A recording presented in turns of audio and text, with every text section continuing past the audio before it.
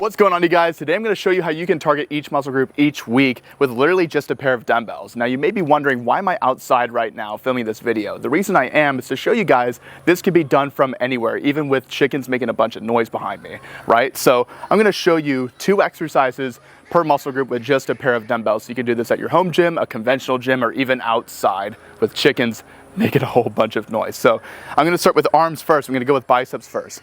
Very traditional curl here.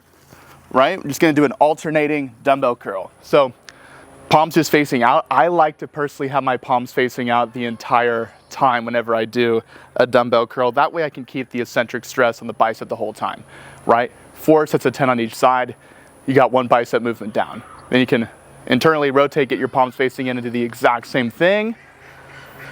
Once again, 10 reps on each side. We'll do for about 3 to 4 sets. That's already biceps done, right? Now for triceps, if we want to work the inside layer of our tricep known as the short head, or sorry, the long head, which is information that is nice to know, not information you need to know, we need to do an overhead extension. So having our palms facing towards the ceiling, keeping our elbows in one place, bending as much as we can, getting our hands directly behind our head, and then pushing in a straight line behind us. Sets of 10, 12, or even some progressive overload. If you got some heavier dumbbells, you're more than welcome to do it, right? Second best dumbbell-oriented exercise to do is kickbacks. We can do this with a neutral grip to work the outer head of our bicep, which is the short head, or we can go with an underhand grip to work the medial head if we want to switch up how the tricep is targeted, right? So that's arms already done, right? Is already done. Now, if we want to target back, a little bit more difficult, but really, once again, it's not that difficult, right? We can either just do a traditional row, bent over row with an overhand grip, keeping our spine neutral, shoulders almost in line with the hips. You want to really move your hips back when you do this instead of just crunching your spine. You can only bend over in one of 2 ways. You can either bend over this way with your hips back, or you can just bend your spine. Rather not bend your spine, rather bend your hips. Once you're here, you can really switch up the grip. You can go with the neutral grip and work a little bit more lats.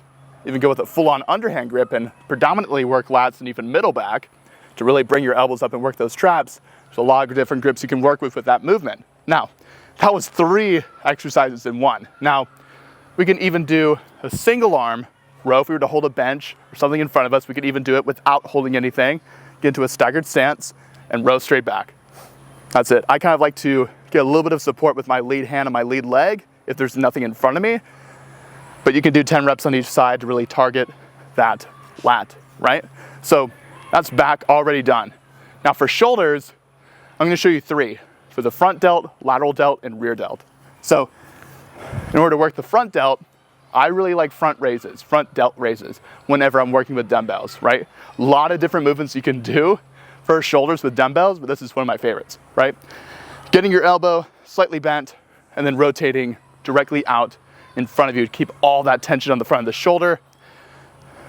As you move all the way down, keeping that elbow slightly bent and just rotating the shoulder joint itself, right? Next one we can do is a lateral raise, tapping in. Once again, you want to make sure you take your hips back whenever you lean over with any movement instead of just bending your spine. Once you're here, I like to go out at 45 most of the time when I do a bent over lateral raise instead of going straight out to the side. So just like that. People are screaming, whatever. Keep it rolling. So that's my favorite way to do a lateral raise, right? Now, for the third exercise, who cares? I really don't care. So for the next one, for rear delt, I'll show you 2. I like to do either a rear delt fly like this, keeping my elbows slightly bent and just rotating straight to the side, or we can just row straight up. But much different than keeping your elbows really close to our body. Instead, we're just rowing straight out, getting our elbow in line with our shoulder. So that shoulder's knocked out. Now for chest, I'll show y'all 2. We can either do an upward fly, very similar to the front delt raise, keeping our elbows slightly bent the whole time and just rotating right down the middle. You can do that for 4 sets of 10, progressive overload, whatever you want to do. Or you can do the same thing on either side. You usually do this with cable pulleys, but you can pull this off with some lighter dumbbells. Rotating once to the inside on one hand, then twisting out and rotating to the opposite side, and then switching. Really working the upper chest and the outer layer as well. So that's chest, shoulders, back, and arms knocked out. Now what about legs? I'll be generous and show you all three: quadriceps, hamstrings, and calves. These are the three most basic, simplistic ways or simplistic exercises to target your legs. So one of my favorites, it's a goblet squat, right? You can either go with your toes slightly pointed out or toes pointed forward, depending on what stance works best for your anatomy. Personally, for me, I'm a little bit taller.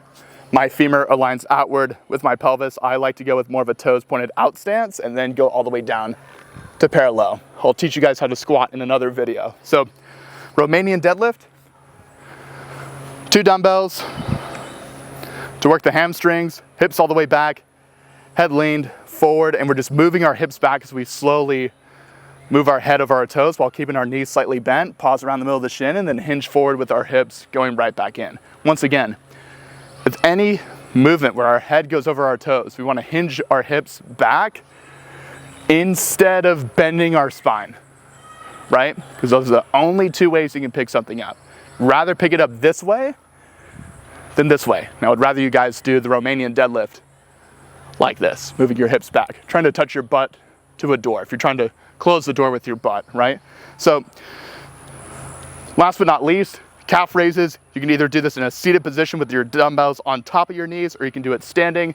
I like to take my toes off the floor or off the ground in this instance whenever I do a standing calf raise, just so I can contract the soleus here on the outside of my calf.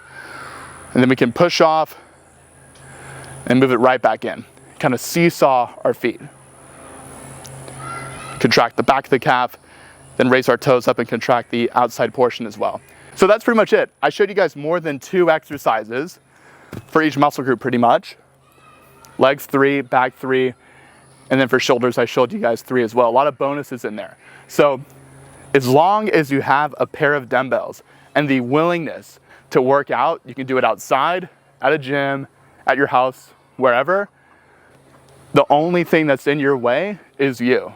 Dion, one of my clients, lost 12 pounds within his first month, and he really just had access to a pair of dumbbells. That's it. So it's 100% possible for you to see the exact same results too. You just have to take action with what you have access to and not make any excuses.